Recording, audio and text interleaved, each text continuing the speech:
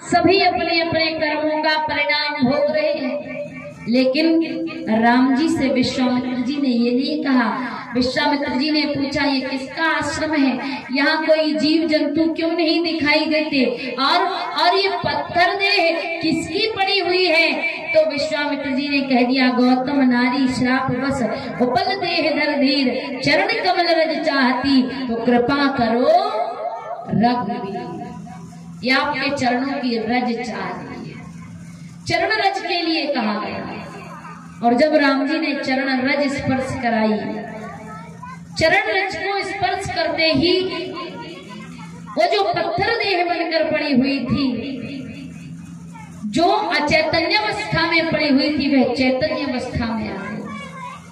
पहले तो भगवान सोच रहे थे कि बताओ ये कहाँ संत की पत्नी, ब्राह्मण पत्नी, ऋषि पत्नी, अगर मैं इसे अपने चरण से स्पर्श करूंगा तो पाप लगेगा। क्यों? क्योंकि ये ब्राह्मण पत्नी है, ऋषि पत्नी है, और मैं क्षत्रिय राजकुमार हूँ, और मैं इस स्त्री को अगर अपने चरण से स्पर्श करूंगा मुझे पाप लगेगा। लेकिन अगर गुरुदेव की आज्ञा को नहीं मानूंगा तो आज्ञा का उल्लंघन हो जाएगा। इसलिए भगवान धर्म संकट में फंसे हुए गुरुदेव की आज्ञा भी माननी है, अपराध भी ना हो, पाप भी ना लगे, ये विचार करके जैसे ही चरण उठा रहे थे। कुछ विद्वान कहते हैं कि राम जी ने गौतम ऋषि की पत्नी अहिल्या से चरण स्पर्श कराया है। कुछ विद्वान कहते हैं चरण स्पर्श नहीं कराया। तो लोग पूछते हैं जब चरण स्पर्श नहीं कराया तो उद्धार कैसे हुआ? तो विद्वान बतलाते हैं कि राम जी विचार कर रहे थे, संकोच में डूबे हुए ऋषि पत्नी को चरण से स्पर्श करूंगा तो पाप लगेगा, गुरुदेव की आज्ञा नहीं मानूंगा तो पाप लगेगा, मर्यादा का उल्लंघन हो जाएगा, लेकिन गुरुदेव की आज्ञा है तो मानना तो पड़ेगा। इसलिए राम जी ने अपने चरण को ऊपर उठाया और हवा का झोंका आया। हवा के झोंके से जैसे ही भगवान के चरण में लगे धूल के कण उड़े और अहिल्या से स्पर्श हुए कि अहिल्या अचैतन्य अवस्था से चैतन्य अवस्था में आ गई, निष्क्रियता से सक्रियता में आ गई और भगवान से प्रार्थना करने लगी, हाथ जोड़ने लगी। हाथ जोड़कर भगवान से कह रही है, प्रभु मैं नारी पावन, प्रभु जग पावन, रावण पूजन सुखदाई। मैं नारी पावन, प्रभु जग पावन, रावण पूजन सुखदाई। मैं नारी पावन, प्रभु जग पावन, रावण पूजन सुखदाई।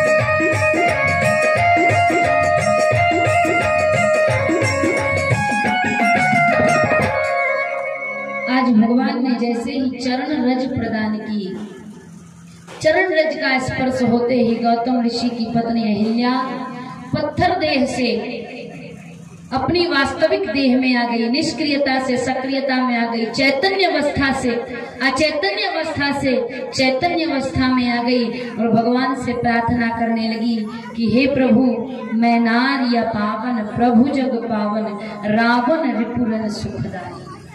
प्रभु, मैं अपावन नारी हूँ, लेकिन आज आपकी चरण रज मुझे प्राप्त हुई। ये ऋषि ने मुझे श्राप दिया था, वो श्राप मेरे लिए श्राप नहीं, वो वरदान बन गया। उन्हें श्राप जो दीना अति भल कीना, परम अनुग्रह मैं माना। लेकिन प्रभु, मैं अपावन नारी हूँ, मुझे आप पावन परमात्मा की चरण रज प्राप्त हुई है। और देखिए, वैसे मैं कहना तो नहीं चाहती, लेकिन अब बात आ ही गई है तो मैं कह देती हूँ। बहुत से लोग, बहुत से विद्वान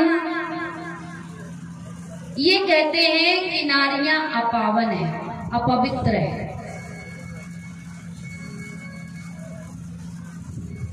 नारियां व्यास मंच पर बैठने की अधिकारी नहीं है।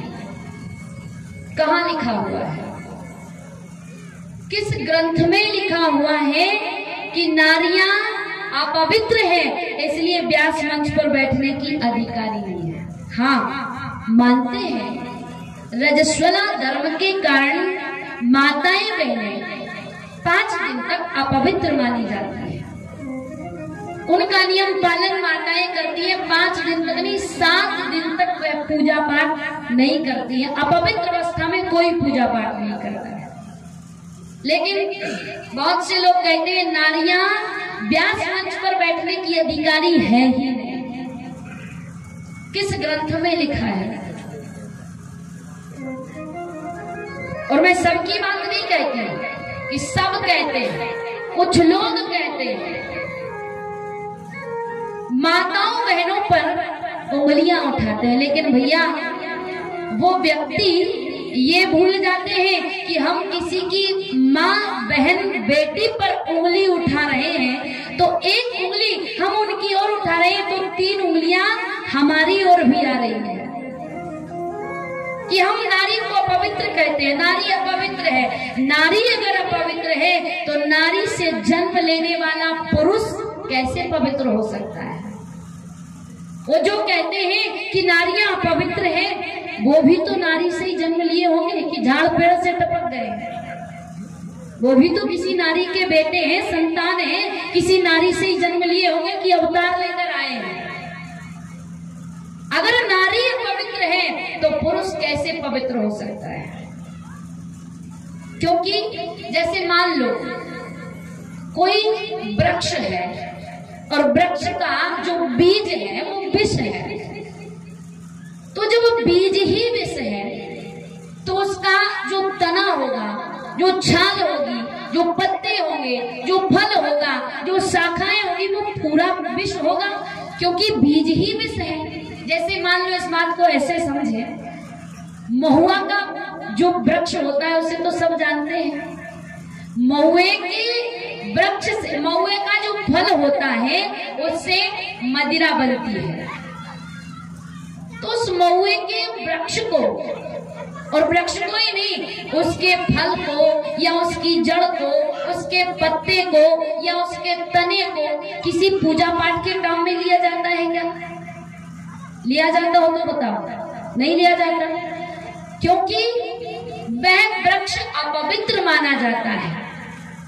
अब जब वह वृक्ष अपवित्र है तो उसकी कोई वस्तु, चाहे वह वृक्ष हो, तना हो, डाली हो, पत्ता हो, फल हो, कोई भी वस्तु उसकी काम में नहीं आती है। जब नारी ही अपवित्र है तो नारी से जन्म लेने वाला पुरुष, नारी की कोख में 9 महीने रहकर जन्म लेने वाला पुरुष, नारी के मांस पिंड के द्वारा जिसका जन्म होता है, वो पुरुष कैसे पवित्र हो सकता है?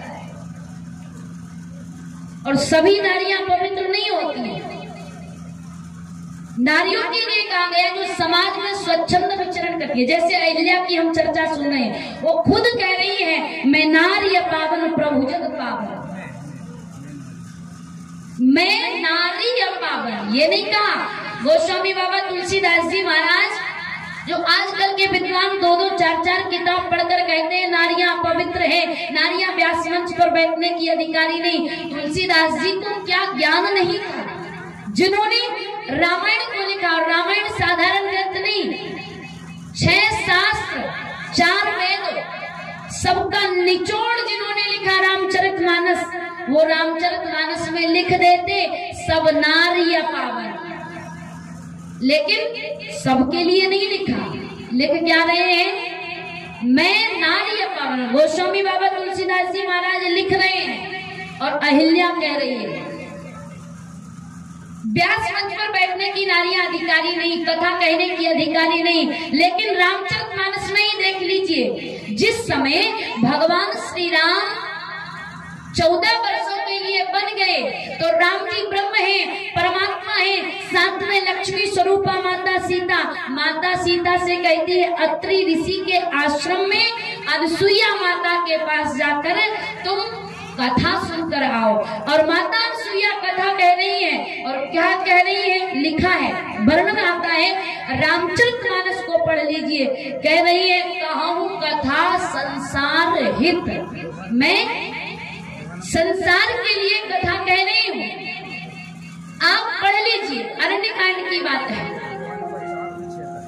दोहा नंबर 4 से 6 तक माता कथा सुना रही है और जानकी जी कथा सुना। और आश्रमों में ये व्यवस्था नहीं थी कि नारियां अलग बैठेंगी, पुरुष अलग बैठेंगे। एक तरफ बैठकर माता अनसुईया कथा सुना रही है, सीता जी सुन रहे हैं, और बगल में ही दूसरी ओर अत्रि ऋषि और राम लक्ष्मण बैठे हुए हैं। लेकिन हम कहते हैं कि नारियां व्यास मंच पर बैठने की अधिकारी नहीं है। बहुत से विद्वान ये बात कहते हैं, लेकिन भैया जो व्यक्ति माताओं बहनों को अपवित्र बता सकता है, जो व्यक्ति दूसरे की माता बहनों पर उंगली उठा सकता है, वो व्यक्ति कैसे भूल सकता है कि मैं भी किसी माँ का ही बेटा हूँ, मुझे भी किसी माँ ने जन्म दिया है। और अगर पुरुष पवित्र है, पुरुष अपने आप को पवित्र मानता है, तो कैसे पवित्र हो सकता है? क्यों? क्योंकि चारों ओर नारियां ही नारियां हैं। जैसे पृथ्वी जिस पर हम रहते हैं, जिस पर हम विचरण करते हैं, जिसने हमें अपनी गोद में लिया, वो पृथ्वी माता भी तो एक नारी है। पृथ्वी पर रहना बंद कर दो, नारियां पवित्र है।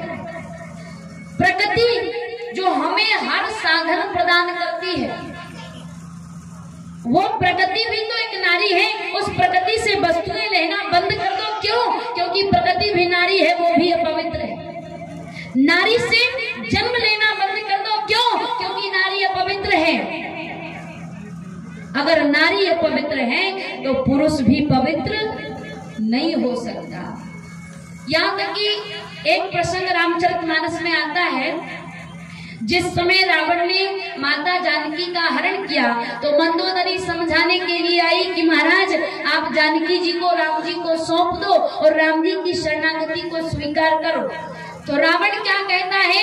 नारी स्वभाव सत्य सब कहि, अवगुण 8 सदा और रहे। नारियों में 8 अवगुण होते हैं, लेकिन क्या अवगुण पुरुषों में नहीं होते हैं? कोई ऐसा व्यक्ति है जिसमें अवगुण ना हो? किसी ने गोस्वामी बाबा तुलसीदास जी महाराज से पूछा, बाबा क्या नारियों में ही अवगुण होते हैं, पुरुषों में कोई अवगुण नहीं होते? गोस्वामी बाबा तुलसीदास जी महाराज कहते हैं कि भैया नारियों के तो 8 अवगुण थे, इसलिए मैंने लिख दिए। पुरुषों के तो इतने अवगुण हैं जिन्हें मैं कह ही नहीं सकता। लेकिन फिर भी नारियों से पैदा होकर, नारियों की कोख में पलकर हम कहते हैं नारियां पवित्र है। अगर नारियां अपवित्र हैं तो तुम में किस व्यक्ति ने बोर्ड लगा दिया कि तुम पवित्र हो? तो चर्चा कर रहे थे अवगुण 8 सदा हो रही है। तो नारियों में 8 अवगुण होते हैं। क्या वो अवगुण पुरुषों में नहीं होते? कौन कौन से 8 अवगुण बताए जाते हैं? साहस। वैसे तो आजकल के जमाने में नारियों को साहसी होना कोई अवगुण नहीं है, लेकिन साहस अगर अवगुण है तो क्या साहस पुरुषों में नहीं होता है? अनर्थ झूठ बोलती है नारियां, तो क्या आज के पुरुष सत्यवादी हरिश्चंद्र ही पैदा हुए हैं? उनमें कोई झूठ नहीं बोलता। साहस, अनर्थ, चपलता, क्या नारियों में चपलता, चंचलता होती है? पुरुषों में यह स्वभाव नहीं पाया जाता। कौन है ऐसा जिसमें चंचल स्वभाव ना हो? साहस, अनर्थ, चपलता, दया, क्या दया पुरुषों में नहीं होती है? भय नारियों को डर लगता है, क्या पुरुषों को डर नहीं लगता है? हाँ, ये बात हो सकती है, नारियां अपना भय बता देती हैं, पुरुष अपना भय छुपा लेते हैं। भय, अविवेक, क्या नारियां अविवेकी होती हैं, पुरुष अविवेकी नहीं होते? क्या अविवेक का गुण सिर्फ माताओं में है, पुरुषों में नहीं है? पुरुषों में भी पाया जाता है। भय, अविवेक, असोच का माताएं अपवित्र होती हैं। माताएं अपवित्र होती है तो कहीं ना कहीं पुरुष भी अपवित्र होता है। अदया, अगर माताएं किसी के प्रति कठोर भाव रख ले और उसके प्रति अगर उसे दया नहीं आए तो पुरुष में भी ये स्वभाव पाया जाता है। इसलिए कहा स्वभाव दोनों के एक जैसे हैं, किसी में कम है, किसी में ज्यादा है, लेकिन हम नारियों को अपवित्र बतलाते हैं। जो व्यक्ति नारियों को अपवित्र बतलाता है, जो व्यक्ति कहता है माताएं बहनें अपवित्र हैं, इसलिए व्यास मंच पर बैठने की अधिकारी नहीं है, वो दूसरों की माताओं बहनों को बाद में पहले अपनी जन्म देने वाली माँ को गाली दे रहा है। क्योंकि हम दूसरों की माताओं बहनों के लिए एक शब्द तो कह रहे हैं, पर ये भूल जाते हैं कि हम भी किसी माँ से जन्म लिए हैं। हम भी ये भूल जाते हैं कि एक नारी हमारी माँ है, एक नारी हमारी बेटी है, एक नारी हमारी पत्नी है, एक नारी हमारी बहन है, एक नारी जिस पर हमने जन्म लिया है, एक नारी जो प्रकृति हमें वस्तुएं प्रदान कर रही है, हम भूल जाते हैं। लेकिन धिक्कार है ऐसे लोगों को जो माताओं बहनों के ऊपर उंगलियां उठाते हैं। माताएं अपवित्र नहीं है। रजस्वला धर्म के कारण 5 दिन अपवित्र माना जाता है, लेकिन कहीं किसी भी धर्म ग्रंथों में ये बात नहीं लिखी गई कि माताएं बहनें अपवित्र हैं। और आजकल की बात कर रहे हैं, आजकल के कुछ विद्वान कहते हैं, विद्वान हुए गोस्वामी बाबा तुलसीदास जी महाराज, उन्होंने नहीं कहा। विद्वान हुए शंकराचार्य, जिन्होंने माँ भारती के लिए, भारत माता की रक्षा के लिए भारत के कोने कोने में भ्रमण किया और मठ मंदिरों की स्थापना की, उन्होंने नहीं कहा कि नारी अपवित्र है। विद्वान हुए रामकृष्ण परमहंस, उन्होंने नहीं कहा कि नारियां अपवित्र हैं। व्यास जी, उन्होंने नहीं कहा नारियां अपवित्र हैं। और आज के विद्वान जिन्होंने 2-4 किताबें क्या पढ़ ली, अपने आप को तुलसीदास और वेदव्यास से ऊपर समझते हैं, वो बताते हैं कि नारियां अपवित्र हैं। अच्छा है, बेचारे बाबा तुलसीदास जी और वेदव्यास जी चले गए। आज के जमाने में आज के जो विद्वान हैं, कुछ विद्वान, सबकी नहीं कह रही, आज के जो कुछ विद्वान हैं, वो बेचारों को रोज कोर्ट कचहरी के चक्कर लगवाते कि चलो आज पेशी है, कल पेशी है। अच्छा हुआ वो चले गए। लेकिन मैं कहती हूँ सब नारियां पवित्र नहीं है। तो समाज में ऐसी गलत कुरीतियों को फैला रहे हैं। आज का व्यक्ति अपना बनाने के लिए, क्यों?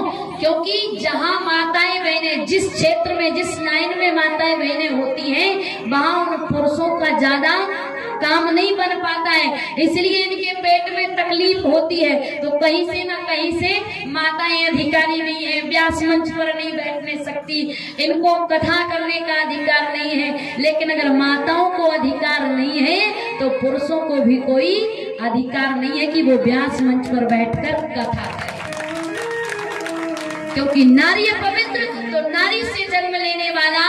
पुरुष भी अपवित्र है, कोई तुम्हारी पवित्रता का प्रमाण नहीं है, क्योंकि नारी से ही जन्म लिया है। और जो व्यक्ति नारियों को अपवित्र बतलाते, नारियों के लिए हमारे संत विद्वानों ने क्या क्या कहा है कि नारी साधारण नहीं है। नारी ने स्वयं भगवान को पुत्र बना लिया, नारी ने भगवान सूर्य की गति को रोक दिया, नारी ने ब्रह्मा विष्णु महेश को छोटे छोटे बालक बना दिए। नारी ही तो है जो रामकृष्ण को जन्म देती है, नारी ही तो है जो रामकृष्ण जैसे पुत्रों को अपनी गोद में खिलाती है। क्योंकि कहा जाता है नारी नारी मत कहो, नारी नर की खान, ओ भैया नारी से सुत उपजे ध्रुव प्रहलाद समान। इसलिए जो लोग कहते हैं कि नारियां अपवित्र हैं, व्यास मंच पर बैठने के अधिकारी नहीं है, वो गलत कुरीतियां समाज में फैला रहे हैं।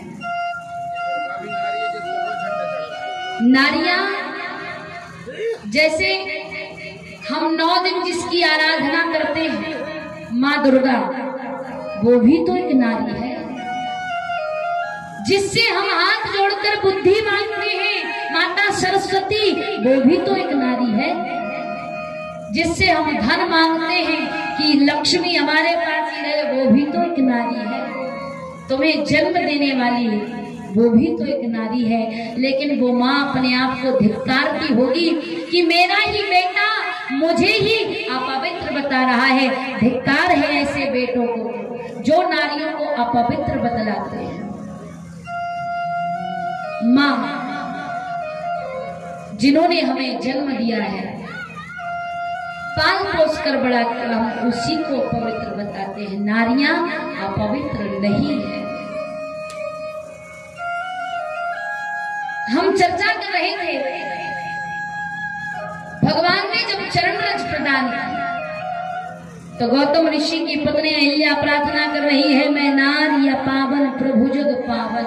हे प्रभु, मुझसे ऐसा कृत्य हो गया था, लेकिन आज आपके चरणों की पावन रज को प्राप्त कर मेरा उद्धार हो गया है।